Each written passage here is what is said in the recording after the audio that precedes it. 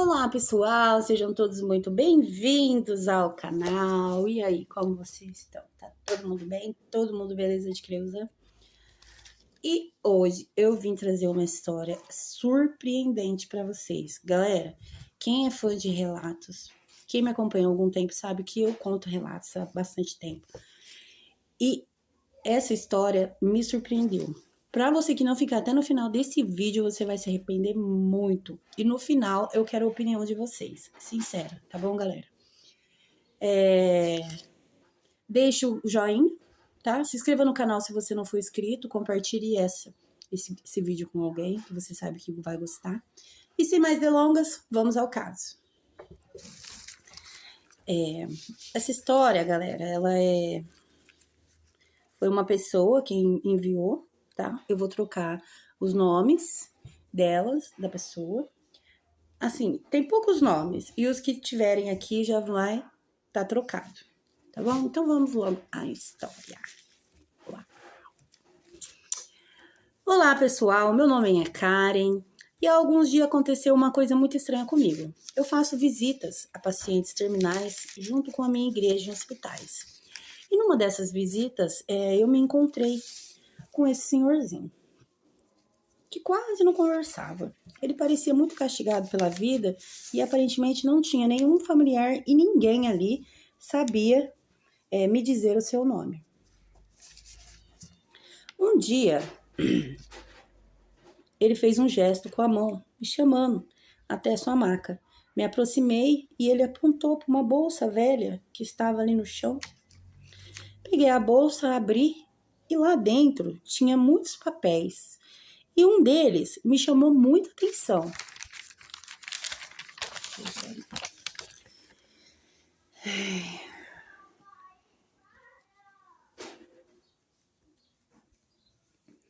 Pois se tratava de uma suposta carta, que depois de ler, eu resolvi transcrever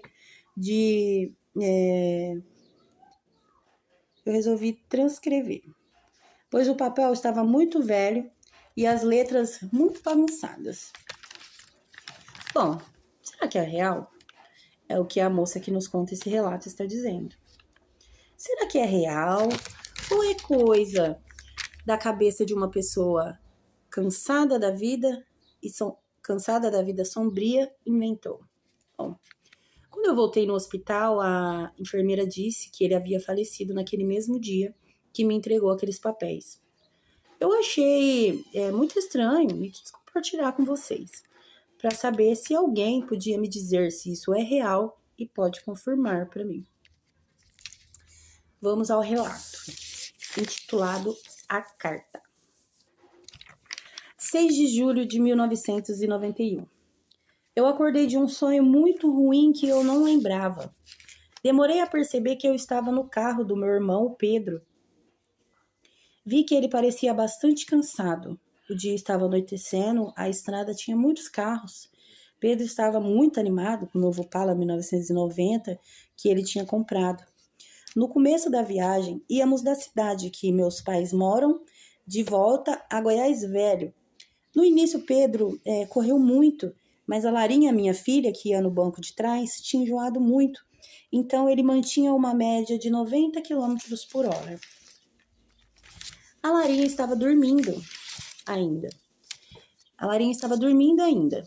Comemoramos o aniversário de 2 aninhos dela semana passada na casa dos meus pais. E como o tempo passa rápido, né? Perguntei ao Pedro quantos quilômetros ainda faltava. E ele disse que faltava uns 127. E ele disse, 127 e eu já estava cansada. Olhei no relógio para calcular que horas íamos chegar e era 6h50. Já estava escuro, muitos faróis vinham na nossa direção e era muito ruim, pois ofuscava e cansava ainda mais a minha visão. Quando eu não sei o porquê, Pedro viu algo na pista. E fez uma manobra brusca para a esquerda. E um carro vinha na nossa direção contrária. E bem a ponto de nos acertar, o que por um milagre não aconteceu, porque Pedro torceu o volante no último segundo, fazendo o carro derrapar e sair da pista por um segundo. Meu coração parecia uma máquina de bater em meus ouvidos. Eu gritei um pouco, voltamos para a pista. Pedro deu um suspiro de alívio. Perguntei o que tinha acontecido e ele disse que tinha visto um carro capotar logo à frente, mas devia ter se confundido, pois os faróis que vinham atrapalhavam um pouco a sua visão. Olhei para trás para ver, né, se a Larinha tinha se assustado e felizmente ela continuava dormindo. Fiz Pedro colocar o cinto de segurança, coisa que sempre se negava a fazer. Dizia que não ia acontecer nada e que aquilo atrapalhava ele. E continuamos a viagem. Já estava muito escuro, o céu já estava sem estrelas, sem a lua. Devia estar nublado porque não dava para ver nada. O tempo passava lento. 6h53, 6h54. Então fazia sentido. Então ficou tudo gelado. Era inverno, então fazia sentido estar aquele friozinho. Eu resolvi pegar uma mantinha para cobrir a Larinha, para não pegar um resfriado. Quando a cobri, minhas mãos tocaram na pele do seu rosto, estava fria e dura. Imediatamente comecei a apertá-la e tentar tirá-la do sono, gritando seu nome. Gritando seu nome. Pedro me perguntou o que estava acontecendo. Eu, desesperada, pedi que ele parasse o carro no acostamento. Ele consentiu. Tentei reanimar a Larinha, que não reagia a nada. Pedro saiu por sua porta, colocando seu ouvido no peito dela e ficou em silêncio por alguns segundos. O seu coraçãozinho ainda batia, mas de alguma forma ela não acordava. Gritei para o Pedro se apressar e que fôssemos imediatamente para o hospital da próxima cidade. Sentei agarrada à minha filha e o meu irmão ficou do lado de fora sem entrar.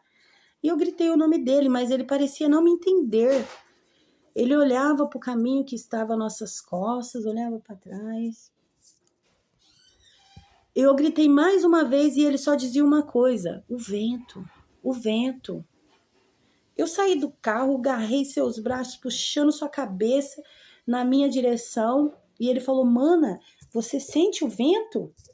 E ele perguntou: sério?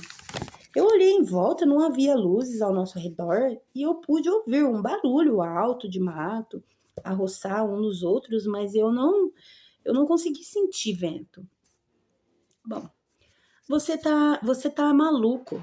A sua sobrinha tá doente dentro do seu carro, tá muito mal e você presta atenção no vento? Ele me olhou com um olhar tenso e disse: o que é aquilo vindo em nossa direção? Falou apontando para o caminho que havíamos vindo. Eu não pude ver nada, mas o Pedro continuava apontando. Então eu vi. Eu não conseguia entender. Tinha umas massas de neon pretas, negras, mais escuro que o escuro, se movendo vagarosamente em nossa direção. Pedro agarrou meu braço, me jogou dentro do carro e deu a partida. A Larinha continuava fria.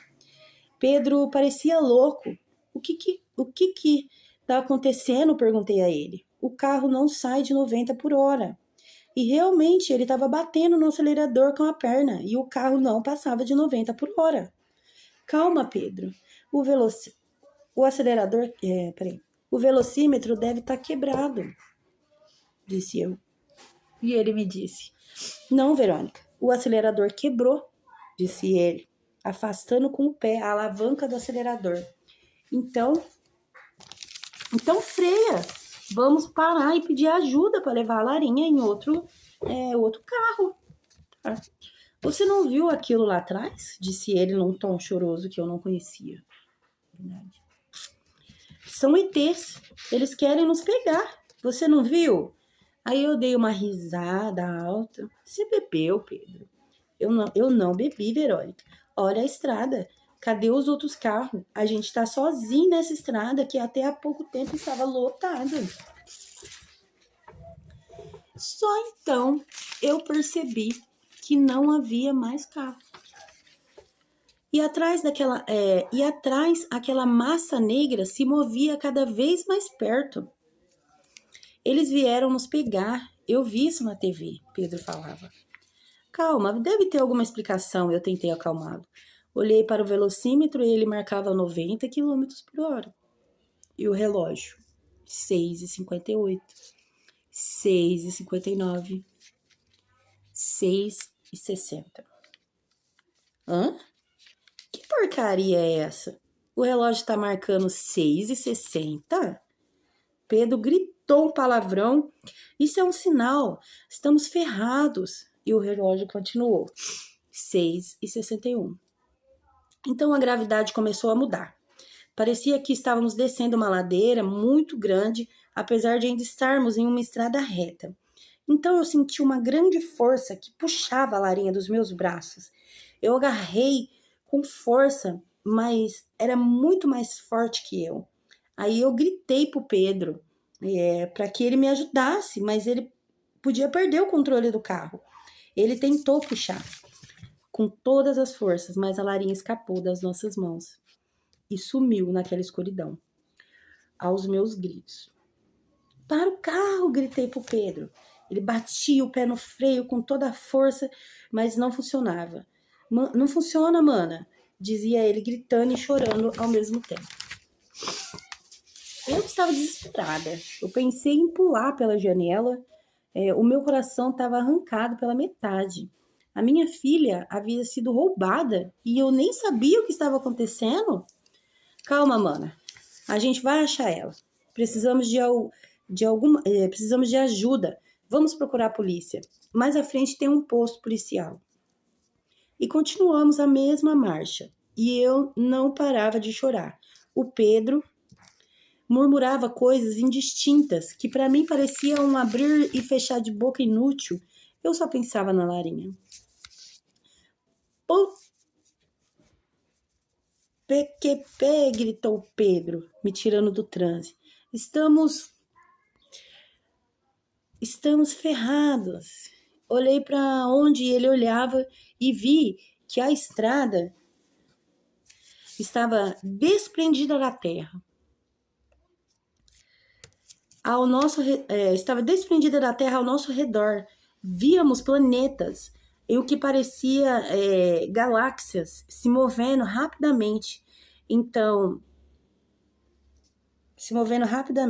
na nossa frente, se movendo rapidamente. Então, vimos à nossa frente um portal gigantesco e laranja. De lá, então, emanava um calor. De lá, até então, emanava um calor até ameno. Não havia mais como voltar. A massa negra destruiu o lugar por onde passávamos. Nós havíamos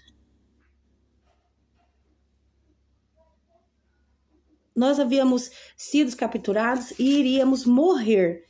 Eu tinha certeza disso.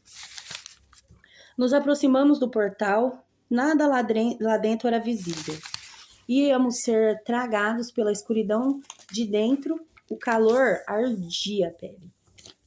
Por fim, atravessamos e por alguns segundos só ouvimos o ronco do motor e nossa respiração. Tá. A luz do painel indicava a hora. 6h66. 6h66. Não víamos nada, era tudo um breu. Então eu comecei a ouvir ao longe, e eram gritos abafados, e foram aumentando a intensidade. Pessoas gemiam de todas as formas, em todas as línguas, um murmúrio indefinido. Então as luzes laranjadas incandescentes iluminou o ambiente cavernoso aonde estávamos. Milhares de cadáveres jaziam no chão, mas eles se arrastavam, grunhiam, se batiam e se dilaceravam numa loucura desmedida. O nosso carro seguia viagem por entre esses mortos vivos. Pedro tremia em seu banco e logo sentiu o cheiro acre de sua urina. Então alguns flechos de luz romperam a minha mente e eu pude relembrar cada pecado que eu cometi. cada pequeno detalhe e me senti imensamente suja.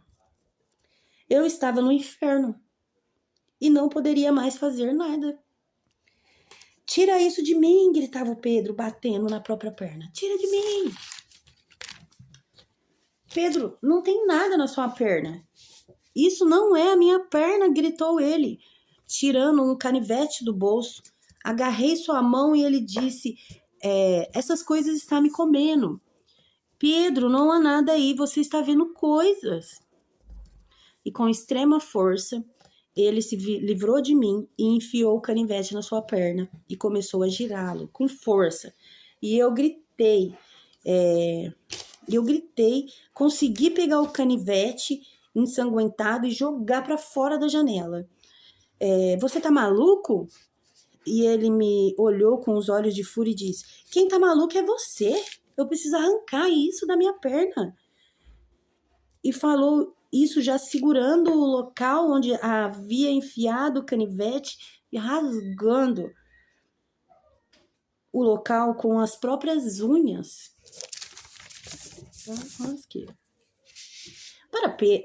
Para, Pedro, disse eu chorando. Mas ele parecia não me ouvir ou ignorar as fortes batidas que eu dava em seu rosto. Por fim, eu não suportei e me recolhi num canto com os olhos fechados, enquanto eu ouvia os seus gemidos de dor e do rasgo de seus tecidos, a quebra de seus ossos e o esguichar ritmado de seu sangue jorrando. Até que ele ficou em silêncio e eu tomar coragem para abrir os olhos. Eu tomei coragem, na verdade, para abrir os olhos e me vi na cena mais grotesca da minha vida. Pedro, encharcado de sangue, ria para mim. Eu consegui tirar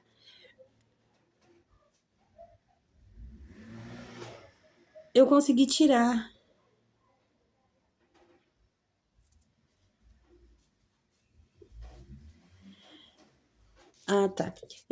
tirar e suas pernas estavam caídas entre os bancos. Você arrancou a sua perna, Pedro. Eu consegui murmurar num gemido de dor e desespero. O que ele falou olhando sério para mim.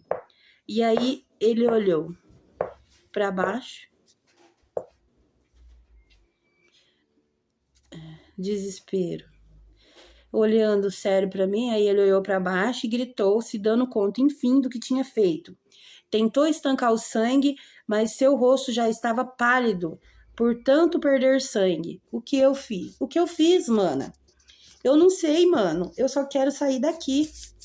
Então, mais um flash de luz e o calor se tornou insuportável.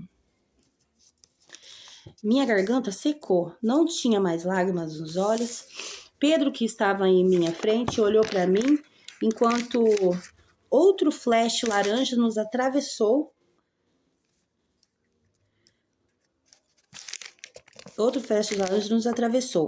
O forro do teto começou a derreter e a pingar o metal derretido nos nossos corpos, queimando e perfurando, feito pedaços de lava.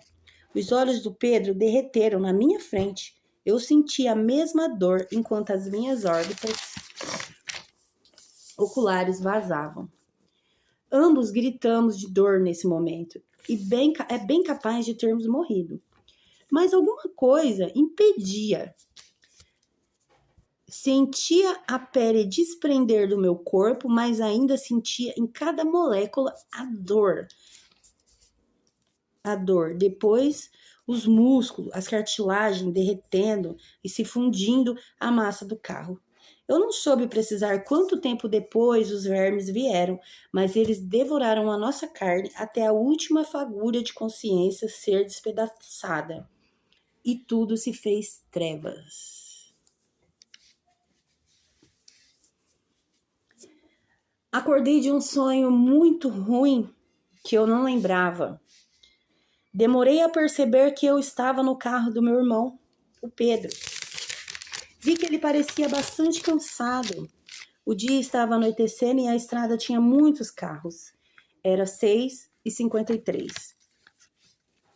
Mas alguma coisa estava estranha. Mais na frente, os carros iam parando e eu vi uma sirene vermelha, meio ondular. Havia um acidente na pista. Nos aproximamos e vimos o carro tomado em chama, os bombeiros tentando reanimar uma pessoa no chão.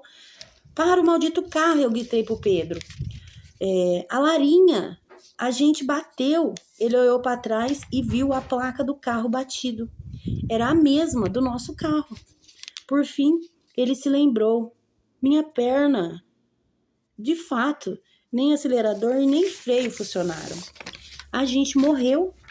A gente morreu, mana. Eu vi, eu sei. Eu só quero a Larinha. Entrei em desespero e comecei a querer sair do carro. Pedro me impediu de sair, me impediu.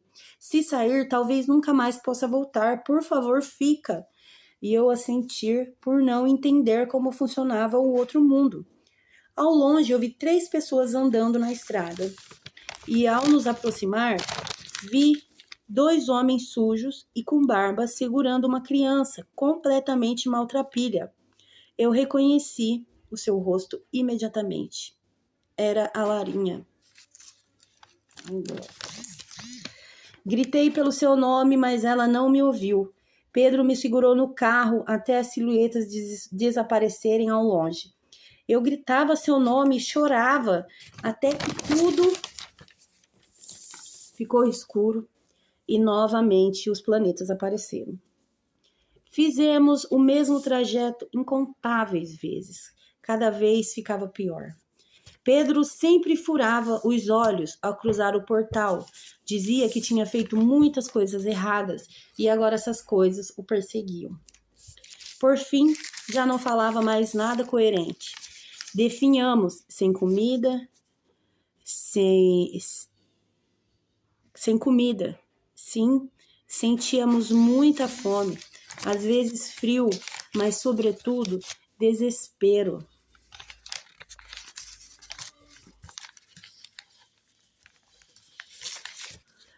Nossa cabeça é inundada com muita podridão e eu me apeguei à única esperança, a Larinha. Quando passávamos pelo local do acidente, há 3 cruzes, cada vez mais envelhecidas. Quando Pedro parecia ter adormecido na loucura, eu decidi saltar do carro. Não foi uma boa ideia. A escuridão me engoliu e eu acordei no carro de novo. Pedro estava ao meu lado, seu corpo completamente esquelético, o meu igualmente definhado. Ele já não tinha razão para lutar, mas eu sempre descia do carro e tentava me comunicar com alguém da estrada. Foi então que um dia eu vi um andarilho, louco, na estrada. Foi muito fácil induzi-lo a escrever essas palavras, com tanta exatidão que escrevi. Por favor, quem lê-la, eu preciso muito saber o que houve com a Larinha. Só depois de saber o que houve, eu posso me entregar à loucura e à destruição desse inferno.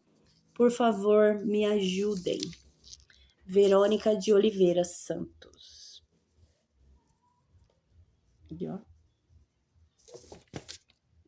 E aí, galera? Vocês acreditam ou não? Eu acredito. Muito.